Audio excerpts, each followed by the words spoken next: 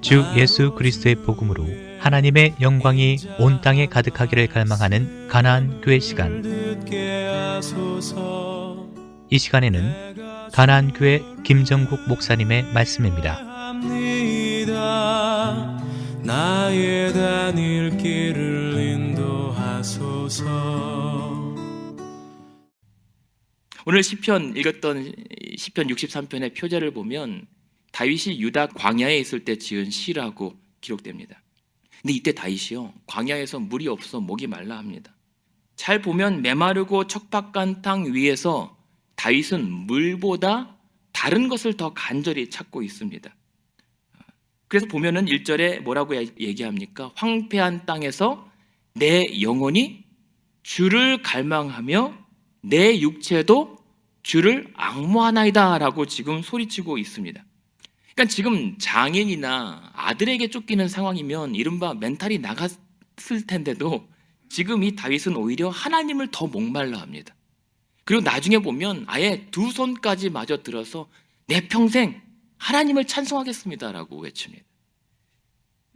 과연 이 다윗이 그런 이 절박한 상황에서 이렇게 할 수 있었던 힘은 어디에서 나왔을까?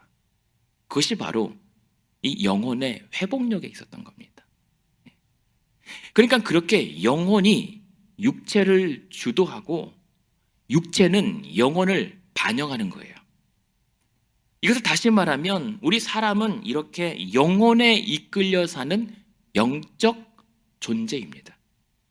우리 영혼은 하나님으로부터 받은 것입니다. 이 때문에 우리의 영혼은요, 하나님을 향해 있을 때만이 우리는 만족하고 행복을 얻을 수가 있습니다. 그래서 우리는 다른 짐승들과 달라요. 다른 피조물들과 달리 우리가 할 수 있는 것은 하나님을 마음껏 찬양할 수가 있습니다. 그리고 하나님의 섭리를 깨달을 수가 있어요. 그리고 하나님을 영화롭게도 할 수가 있습니다. 심지어 하나님과 인격적인 교제를 나눌 수가 있어요. 하지만 안타깝게도 이 아담의 타락으로 인해서 이 허물과 죄로 인하여 우리 영혼의 본래적 기능과 생명을 잃어버렸어요.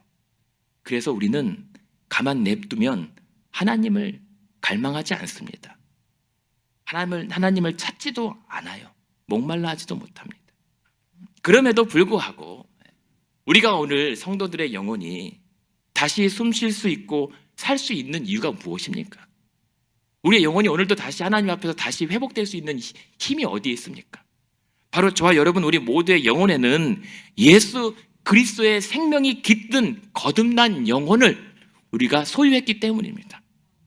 그래서 우리는 오늘도 육체가 우리의 삶을 이끄는 육적인 삶이 아니라 영혼이 우리의 육신을 이끄는 영적인 삶을 영위할 수가 있는 거예요. 우리 영혼의 단속이 시급한 이때에 이를 위해서 우리가 힘써야 할 세 가지 영혼의 리필 과정이 필요합니다. 첫 번째는요, 그 영혼의 리필을 위해서 날마다 우리의 영혼이 하나님의 영광을 바라보게 해야 됩니다. 2절 말씀에 그래서 다윗이 뭐라고 고백하고 있습니까? 주의 권능과 영광을 보기 위해서 성소에서 주를 바라보았던 지난 날을 지금 회상합니다. 지금 광야 한복판에서 그 하나님의 임재를 지금 사모하고 있는 거예요. 그것이 우리가 교회에 모여서 혹은 교회를 향하여 기도하는 이유입니다.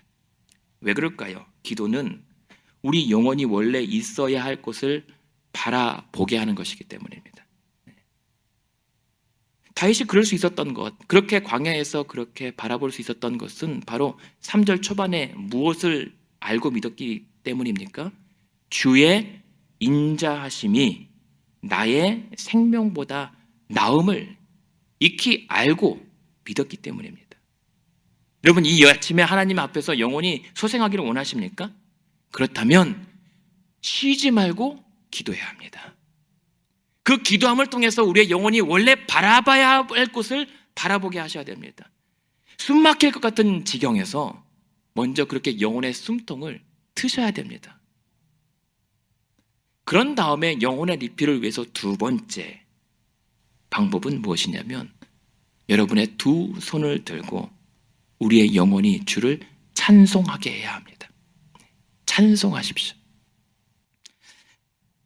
평생 동안 주를 찬송하는데 그러면서 내 손이 들려요. 이것은 하나님 앞에 서원을 하는 것입니다. 그래서 생각해 보십시오. 다윗이 이 광야에서 자기 마실 물도 하나 없으면서 하나님께 무엇을 드리겠다는 말씀입니까? 드릴 것 없으니까 찬양으로 내 자신을 하나님께 내어드리는 거예요. 하나님 앞에 항복하는 겁니다. 찬양을 통해서. 4절에 이러므로라고 하는 이 말은요, 이처럼 비참하고 고통스러운 조건 속에서도 하나님을 찬양하겠습니다라는 말이에요. 여러분 그러실 수 있으십니까? 사실 몸도 자기 몸 하나 가누지 못하는 이 육신의 한계 속에서도 설령 내가 죽더라도 내 평생, 아니 마지막 순간, 죽는 마지막 순간까지 내 입술이 주를 찬양하겠다는 이 고백은요, 그만큼 내가 절박하게 하나님을 의지하고 하나님을 사랑하고 내가 신뢰합니다라고 하는 신앙 고백입니다. 그런 찬양의 고백 여러분들 영혼 가운데 울려 퍼지기 원합니다. 그래서 여러분, 이 광야보다 더 메말라서 쩍쩍 갈라져 있는 여러분의 영혼에 은혜의 물꼬를 터서 이 찬양의 물줄기를 갖다 대셔야 됩니다. 부으셔야 됩니다. 그럴 때 물 한 모금 제대로 마시지 못한 상황이지만 그 찬양을 통해서 놀라운 5절의 은혜를 경험하게 될 것입니다. 다윗이 어떤 은혜를 경험합니까? 5절을 보시면 골수와 기름진 것을 먹음과 같은 배부름과 만족을 경험해요. 아니 지금은 자신은 목이 말라 애가 타는데 언제 무슨 맛있는 음식을 언제 시켜 먹었단 말입니까? 아니에요. 그 내 영혼에 그 기름진 음식과 만난 것을 먹음과 같은 만족과 기쁨이 주어지는 거예요. 여러분 잘 아시잖아요. 세상의 산의 진미로 여러분의 배를 채워도 행복은 오지 않습니다. 우리의 영혼을 만족시킬 수 있는 것은 오직 하나님의 은혜뿐입니다. 또한 이를 위해서 이제 그 영혼의 리필을 위해서 세 번째, 주야로 우리의 영혼이 주의 말씀을 묵상하게 해야 합니다. 나의 눈이 주를 향하고 나의 입술이 주를 찾으면 자연스레 나의 생각은 주의 뜻에 머물게 되어 있습니다. 그게 이치예요. 그래서 6절에 이 다윗이 그 절박한 지경에서 뭐라고 합니까? 나의 침상에서 주를 기억하며 새벽에 주의 말씀을 작은 소리로 읊조릴 때에. 이 새벽까지라고 하는 것은 뭐냐면 너무 힘들어서 밤에 잠을 못 이루는 거예요. 자다 깬 게 아닙니다. 너무 힘들어요. 너무 괴로워요. 그래서 잠을 못 이룰 때에 그때 할 수 있었던 것은 그 주의 말씀을, 주를 묵상하는 거예요. 하나님을 묵상하고 그 하나님의 말씀을 읊조리면서 하나님의 은혜를 붙잡고 새벽까지 뜬 눈으로 밤을 새는 거예요. 그런데 그때 그렇게 하나님의 말씀을 묵상했더니 놀라운 은혜가 무엇입니까? 7절이에요. 7절. 과연 주는 내 삶 속에서 나의 도움이 되어 오셨다는 사실을 다시 한번 깨닫고 붙들게 돼요. 주님이 나의 도움이시라 라고 하는 확신이 생기는 겁니다. 그래서 내가 주의 날개 그늘에서 더 즐겁게 하나님을 찬양하겠습니다 라고 하는 신앙의 이 거대한 파장 효과가 나옵니다. 이렇게 이 영혼의 인풋이 육신의 아웃풋을 결정합니다. 그러니까 애초 하나님의 말씀이 왜 중요하냐면요, 여러분. 이 하나님의 말씀은 우리에게 새겨두셨던, 그러나 이 죄로 말미암아 잃어버렸던 영혼의 기억을 되찾아줘요. 우리가 말씀을 읽다가 회개하게 되잖아요.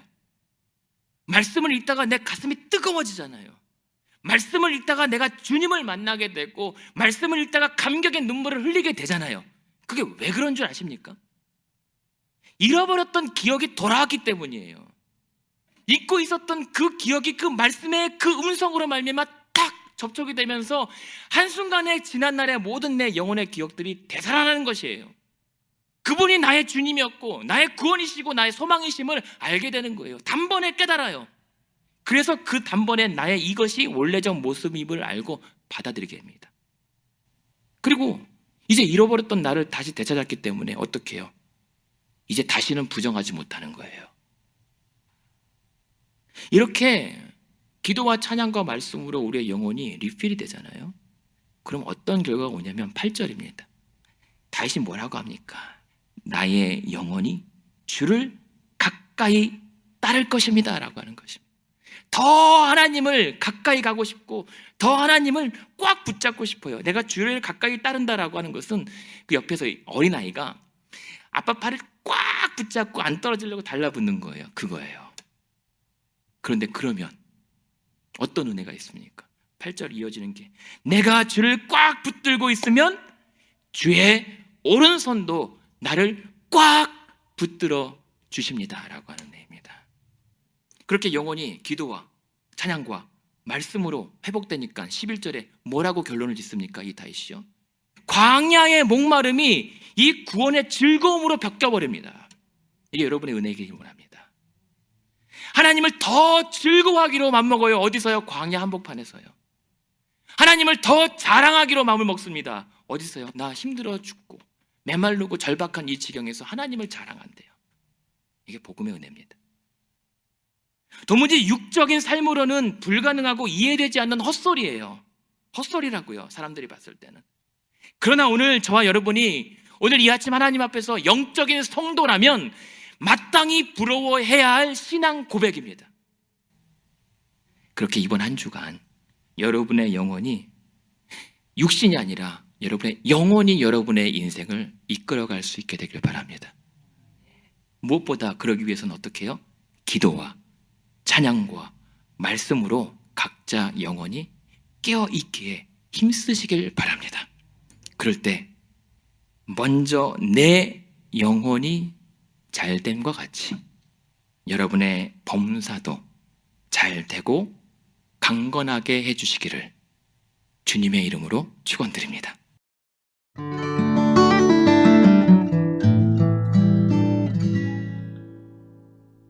아침에 나로 지금까지 가나안 교회를 담임하시는 김정국 목사님의 말씀이었습니다. 가나안 교회는 1255 밀워키 애비뉴 글렌비에 위치해 있으며 신앙 상담이나 교회 관한 자세한 문의는 전화 224-735-2346 735-2346번으로 연락 주시기 바랍니다. 인자한 말씀